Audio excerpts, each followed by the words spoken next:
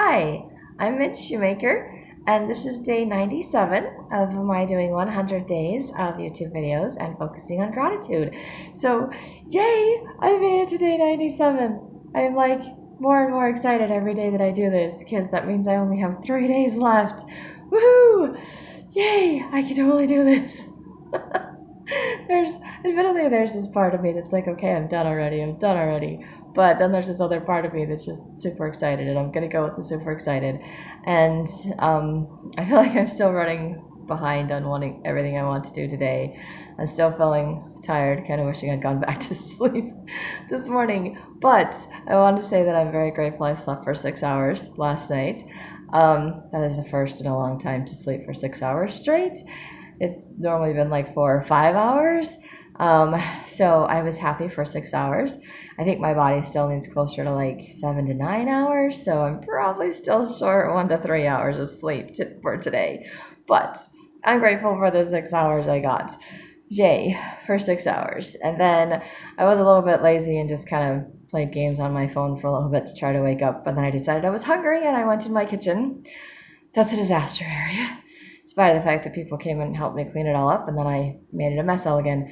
So it's amazing how quickly that happens. But I decided to do dishes today. I did like 3 sink loads of dishes. So I cleaned off one side of my counter by doing dishes, and I was like, yay, I did dishes. Now I have a whole bunch of dishes I gotta put away. But I did dishes, so I'm very proud of myself for doing dishes today and very grateful I did dishes today. And not only did I do dishes, I hard boiled me a bunch of eggs so that I could just grab a hard boiled egg as like a snack or something that I can just eat or make egg salad or something with it. I made muffins and I made pancakes.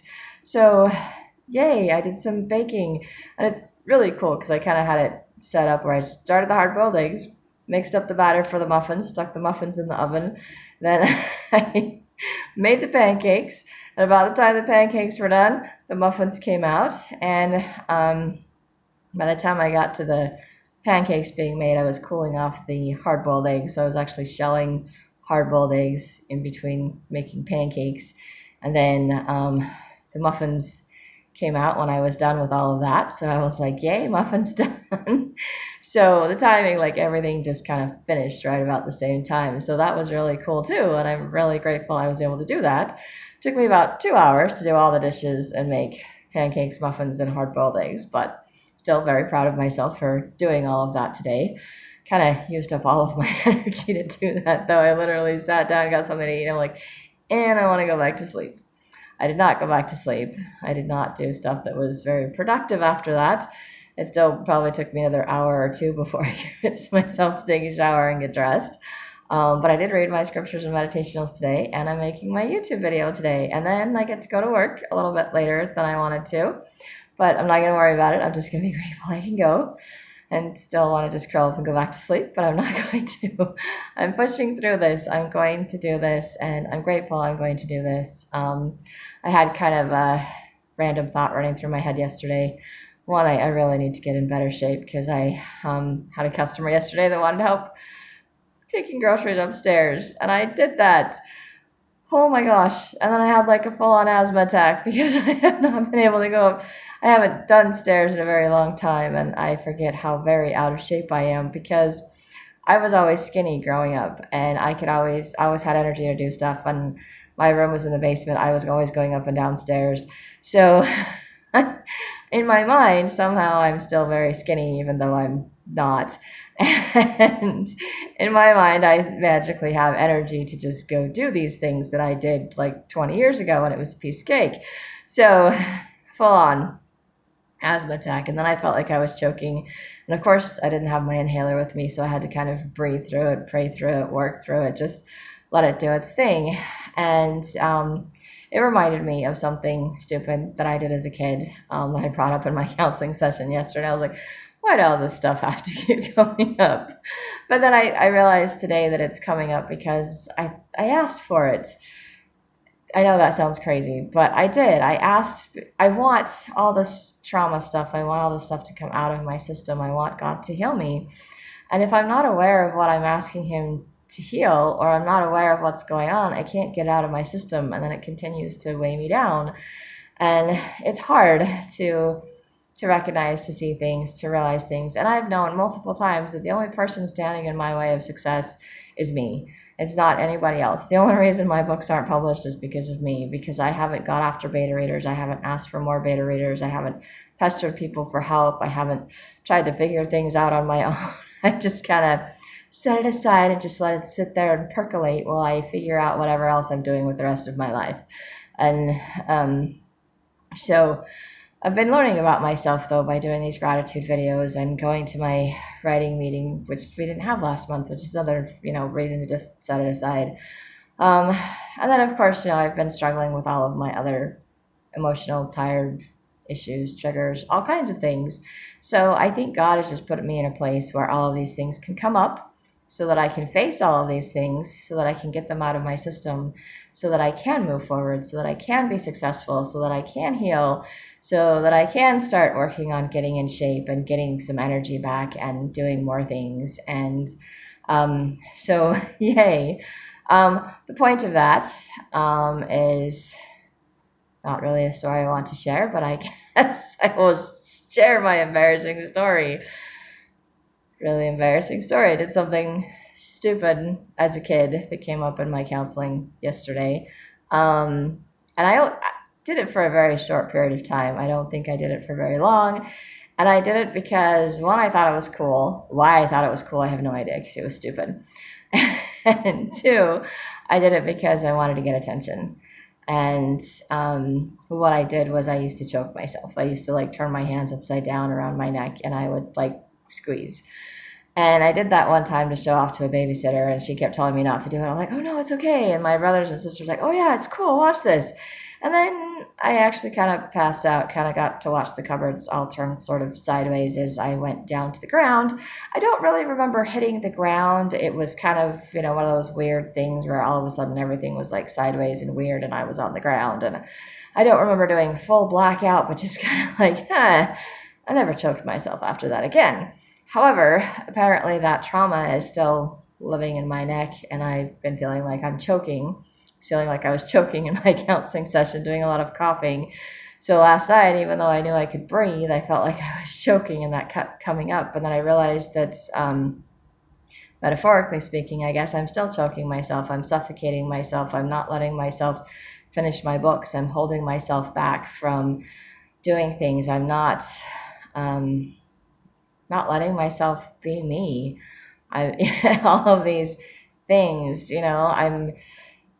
I give in to playing games, to avoiding my life instead of living my life. And that's suffocating myself. I'm choking myself. I'm and then I also realized today, I'm like, maybe that's why I can't stand anything on my neck. I can't stand shirts too close to my neck. They always have to be away from my neck. I can't wear necklaces because I just feel like I'm choking. And I'm like, great, I did this to myself. This is not a trauma or something that someone else caused or someone else did to me. I did this to myself. But it was apparently traumatic to my body, obviously traumatic to my body. So I panic sometimes, and I can't breathe, and I choke, and it's and I choked myself. I did it to myself. And I need to journal about that. I think that'll help get the rest of that out of my system, which I was thinking about doing last night, and then I decided I was too tired when I went to bed, so I didn't do it. I need to do better at making myself journal like I do my YouTube videos. And I was doing that really good for a while, and I need to get back into doing that really good again. But I do that. And even today, I've done that a little bit. I got out of my shower, and I was like, I'm just going to sit down and rest for a minute. And I sat down and realized, crap, I'm out of water. Crap, my dirty plate is in here, and it needs to be in the kitchen. And I got up and started doing stuff again. I'm like, wait, I was going to sit and relax. And I didn't need to sit and relax, but I made myself sit and relax and started playing games. And then I was like, and I just can't sit here because I have other things to do, which made me very grateful because I'm getting a little bit more energetic. My head, my eyes, they all still think I need to sleep, but my arms, my legs are they're antsy. They have energy. They're like, we need to move.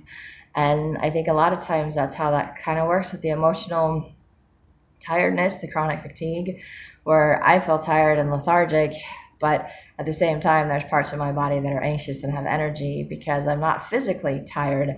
I'm emotionally and mentally tired. And if I'm not physically tired, then my body still wants to move, but I don't have the mental, emotional capacity or motivation because I'm too tired mentally and emotionally. It's kind of a weird thing, but it's true. That's kind of how that works, and that's kind of where I'm at.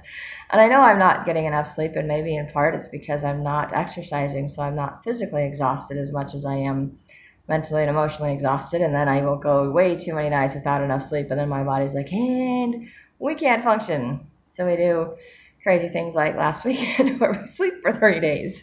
That's not fun. But I am learning things about myself, and I am trying to not choke myself anymore, metaphorically speaking, because it's really not cool to hold myself back. It's really not cool to do things, and it really doesn't get me the kind of attention that I want. I don't get attention by hurting myself. Um, I guess I did as a kid, a little bit, at least from my siblings. Freaked my babysitter out. I thought that was entertaining, I think, at the time. But I'm a kid. I also think it was a little bit of mob mentality because everybody else thought it was cool. So I thought, oh, cool, I did something. I got attention. Everybody thinks I'm cool. I was so not cool. It was so not cool. And it was so just my siblings. I don't think I ever did it around my friends or my parents or anything like that. I honestly don't remember. I don't even know if my siblings would remember. But I'd forgotten about that until all of this other stuff came up. And it's just interesting the different things that are coming up at different points in my life. And for this to pop up like 30 years later, being like, hey, remember when you did this stupid thing? But it's something that I need to get out of my system because it's something that may be holding me back. And to realize that I'm still doing that to myself, that I swallow or hold back thoughts or feelings that I have that I just don't want to share with other people. I don't speak up for myself. I don't do my work. I don't always follow through with what I said I would do. So all these things are things that I need to start changing. I need to start doing what I'm telling myself I'm going to do. And at this point in my life, I think the person I'm disappointing the most is myself. And probably the person that's disappointed me the most is myself. Because I come up with these ideas, I want to do things, and then I just don't follow through because I get scared, I don't have the money, because somebody else might not like it. I have a gazillion different excuses, and then makes my throat get all tight when I start thinking of excuses. When I start wanting to choke or feeling like I can't breathe, and like I'm suffocating myself. And I need to let that go, and I need to do better. It's going to be a long time before I get better at doing that, but I do know the process works, that when I stop and pay attention to how I'm feeling and take the time to write and work out, why do I feel this way? What is this feeling? What is this emotion? What is I attach to it? And say a prayer that God will tell me or show me or remind me of some crazy stupid thing that I did or some other thing that happened to me, and I can write about it. I can let it go. I can figure out how to change it.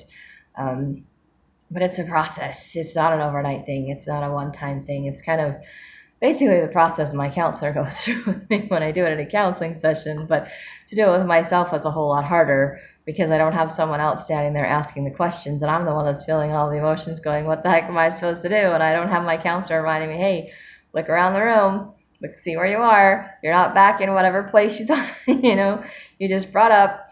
Is it fight or flight? Start fighting something, start fighting something, start thinking about something, like something.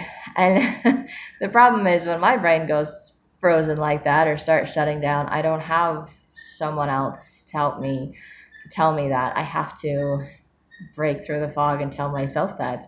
I have to trust that God will tell me that. I have to be willing to write it out and let my pen and my writing work through whatever it is. So it's a lot harder process by myself, which again is a reminder why I'm not supposed to do things by myself. I'm supposed to ask for help. So maybe it's a reminder I need to start going back to my figuring out how to do 12-step meetings again and working with my sponsor again on my step work, because maybe doing those things will actually help to alleviate some of these things. And it's another reason why I'm looking forward to doing 100 days of writing, because I know my stories are also some of my ways that I ran away from stuff. And maybe part of the reason I'm not writing my stories or finishing my stories or publishing my stories is because there's a part of me in each of my characters, in each of my stories. Maybe not in each character, each story, but each story I think has a character that has similar traits to myself that stick out, especially the later ones that I haven't written, which is why I haven't written them. I've gone to a great deal to write other things to avoid writing them, and then I still end up seeing patterns of things that happen to me in my life, and it's like, dang it, it's still a metaphor, a pattern for something in my life, but it's also healing for me, and it's a healing process that I know needs to take place for me to feel more comfortable. I meant to say confident and comfortable, and apparently at the same time, so that's comfortable. Whatever that word is I just said does not make any sense. I apologize. But I am becoming more confident and comfortable with myself and learning to love myself more and realizing that I'm a wonderful person. And I want to get to the point where I am never willing to give up who I am to be with someone else, because I should never have to do that. I should never be with someone that wants me to be something or someone other than I am. Because if I am with someone that's like that, then they're not a healthy person and they're not good for me. And I don't need to be around those type of people. I need to be around people that love and accept me for me. And there's tons of people in my life that love and accept me for me. And as much as I would love to find some man someday that I can marry that would feel that same way about me, just thinking about that before I did this video too. I'm like, I'm sure there's a man out there. I just don't know if I will find him or he will find me or how that will ever work. But I know that I can be happy and comfortable and confident with who I am.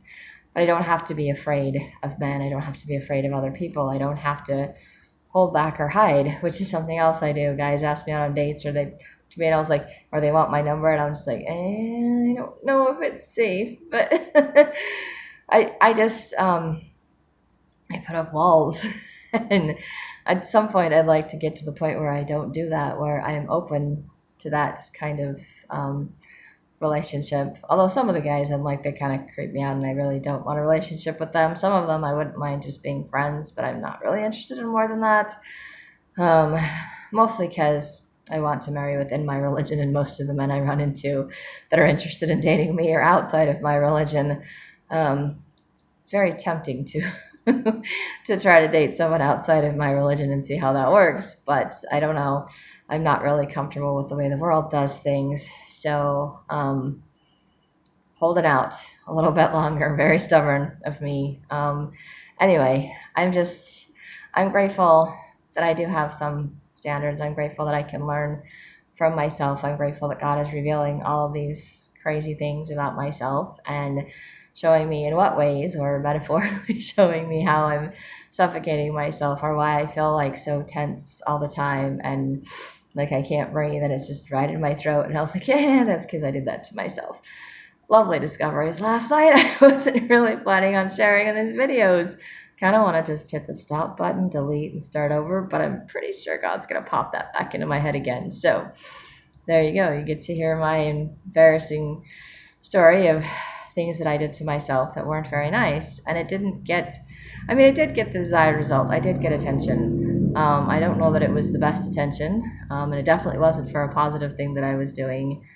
And it has, like I said, my body responded to that like it was a trauma, and it has, stuck with me. And now it's like, metaphorically, when I'm holding myself back or not doing something, I get tight in the chest, or my throat feels like it's closing up and I'm choking. And that really sucks when I eat things that I'm allergic to, because it makes it worse. And I'm like, and I keep eating stuff that I shouldn't be eating, and then it does that. And then I think maybe it's not always something that I'm eating, it's something that I'm thinking or something that I'm avoiding doing, which means I'm holding myself back from something. And the longer I hold myself back, the longer I feel tense or nervous about something, the more that gets like that. So now at least I'm aware of it. I'm like, great, there comes the awareness, eventually comes the acceptance, and then comes the action where I actually have to change something.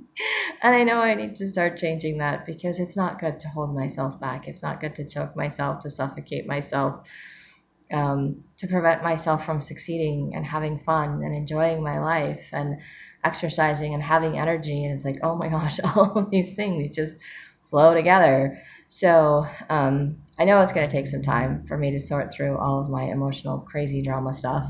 So you'll probably get a lot more of that in my next 100 days with all of my writing, because I'm sure every time I write something, one, I'll be excited to tell you where I'm at in my writing and what the process is, what I'm doing with rewriting my books or revising my books or starting new books or things like that.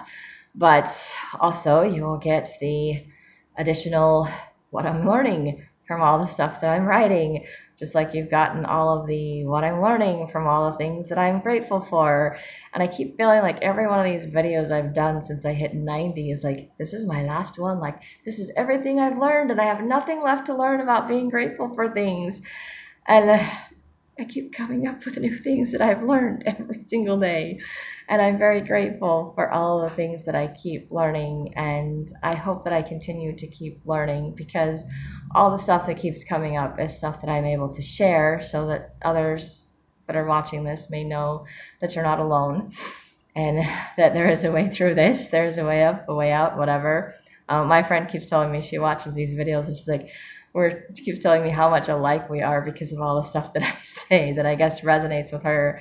But I think she's been through all of it, sorted it all out, figured it out, and I'm still figuring it out. So maybe I should spend more time learning from her. That might help me.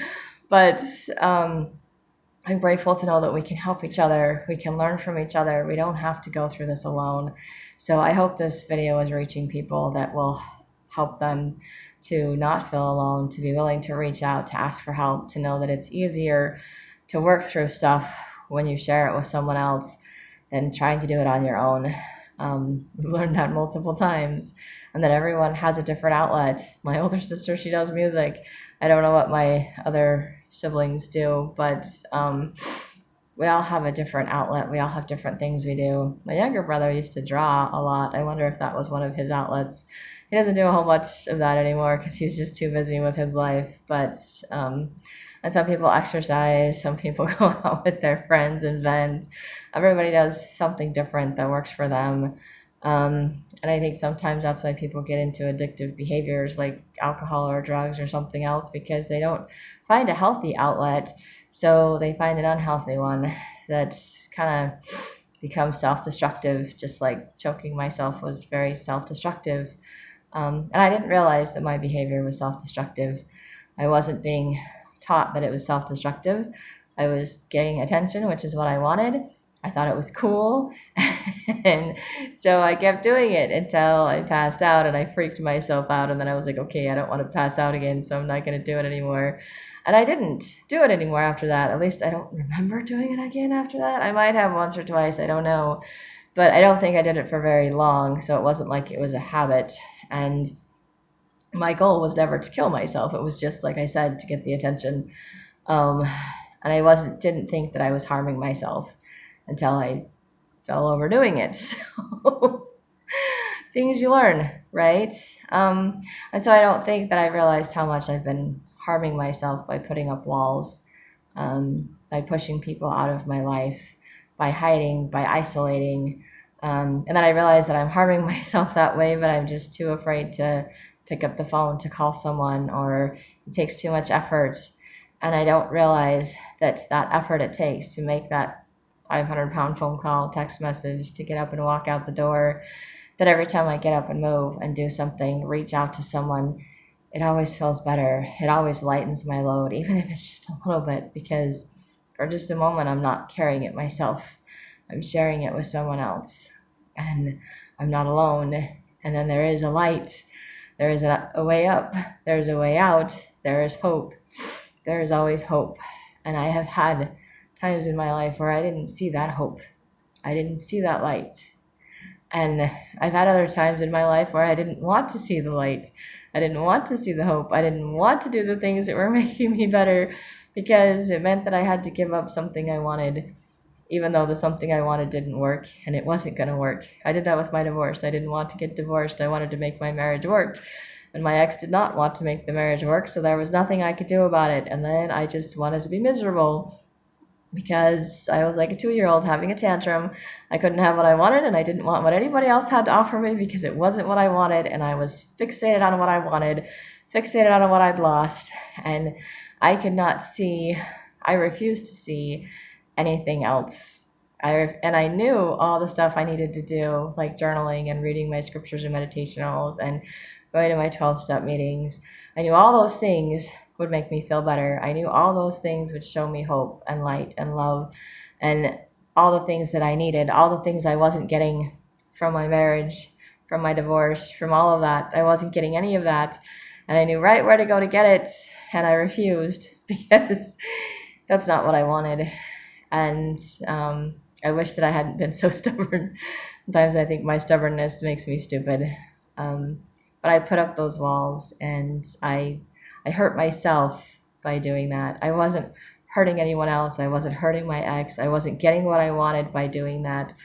I was just isolating myself. I was hurting myself. I was making things worse for myself. My depression got worse. My weight, I gained a ton of weight, like over 60 pounds. It's horrible. I don't know if I'm ever going to lose it. I need to lose it. Would love to lose it, but it's it makes it that much harder to lose the weight when you put it on like that. It's so crazy. And I just was like spiraling downwards because I refused to ask for help. I didn't want to talk about it, and I didn't want to face it. And then, I don't know, I just got to the point where things got so bad this year that I just couldn't emotionally handle it anymore. I was like, this is not good. And I had to do something different. And then my friend suggested the gratitude thing, and then she was telling me how great she was doing after like 2 weeks and telling me every day about her gratitude things. And I was like, okay, fine, I'll try it. And I wrote in my journal for a couple of days, and I started to feel a little bit better. And then I started doing these videos, and it's like, wow, the things that have come up since I started doing these videos. But I also started taking my DDR Prime this year, which I'd taken in the past. I just never took it consistently. And that's helped to kind of take the edge off of the emotions so they're not as controlling, or as the depression is not as strong as it was. So I can at least feel things. I'm at least aware of things. I'm not completely like so numb, so depressed that I can't function. So at least now I can function. But and then of course I had my sister bugging me saying, you need to do counseling again, you need to do counseling again. And I'm like, I don't want to. So I started doing that again, and then started talking to my bishop, and then he was like, okay. So I'm like, getting spiritual advice helps a lot. Getting counseling helps. Doing my 12-step work will help if I start talking to my sponsor again. That would be a good thing. Talked to her a few times. It's just been a while. But they're all things I knew before. They're all things that have worked for me in the past. And all of these things are leading me back to the very things that I know work in my life. And it's just kind of like, well, I stopped doing all of those things because I had a tantrum and I was mad that things didn't work out the way that I wanted them to. And I didn't realize that it was a blessing in disguise, because it's opened my eyes a little bit more. It's got me back to writing, which is really one of my passions, one of the things I've done my whole life. And doing these videos has helped me to see myself a lot more clearly, because I've been praying to see myself the way that God sees me. That's something my bishop suggested I do. And then writing about it. And that's helped a little bit, but it just hasn't sunk in. And then doing these videos and talking about myself and all the things I'm grateful for. And it's starting to sink in that I am a daughter of God, that I am precious, that I am talented, that I am gifted, that I have things to offer the world, that I am not, there's not something horribly wrong with me. I don't have a messed up personality. I'm not a completely screwed up person. I have things to offer. I can do things. I'm not perfect. I don't have to be perfect. Sometimes my imperfections are what makes me fun and entertaining. In fact, my friend, when we did that little board we put together, my motivational vision board, we did that, and it was really cool because is all the stuff that happened by accident was stuff that I really liked, because she'd like try something, or she was trying to undo something, and then it was like, oh no, that looks really cool, leave it like that. She's like, really, you want that? And one of the things was just the way the printer printed one of the colors, and it kind of like changed it so it looked like it was changing colors in the middle of it, which you can't. I don't know if you can actually do that on the computer. I don't know how you do that. Anyway, I'm sure you could, like in Photoshop or something. I don't know. But it was really cool because the word came out, and I think it was like willing or something is the word, and it's supposed to be all green, but it kind of is like a greenish yellow thing the way that it prints on the background. So it looks really cool. So stuff that happened by accidents or mistakes or things that didn't work out the way that it was supposed to actually turned out better than how I thought it was supposed to work. And I think my life is going to turn out much better than I thought it would. Um, and I'm in a situation that I didn't particularly like being in, and I put myself here because I didn't take care of my finances. I didn't take care of myself. So I'm the reason I'm overweight. I'm the reason my finances are a mess. I don't have anyone to blame. The reason I'm living somewhere, but it's bringing up a lot of things that I needed to face. So it's kind of forcing me to face myself, forcing me to face my emotions in my past, and giving me the opportunity once again to work through all of this stuff and to let it go. And this time, I'm choosing to take that opportunity. I'm choosing to work through it. I'm choosing to see how I've hurt myself, in what ways I have, and in what ways I can change, what things I can let go of. And I know it's a process, and I know it's going to take time to rebuild habits, to get back into doing things that are good and healthy for me. But it's a lifestyle change. It's a process. It's not going to change overnight. But I can at least say that I'm doing 100 days of YouTube videos and focusing on gratitude. So I'm much more grateful for my life, much more grateful for the things that I have, grateful for the things that I'm learning, much more aware of God's hand in my life and His help and His love. Something He's gone out of His way to point out to me my whole life, telling me that He loves me, sending people into my life when I didn't want them, when I didn't want to get better. And He's like, but they kept coming, suggesting things. And I was like, okay, fine, I'll do it. Okay, fine, I'll do it. And it's just me complaining and like, hey, fine, I'll do it. And now it's like, I'm really grateful I did. And I'm really grateful that I got blessed in spite of my attitude going into the different things that I've done.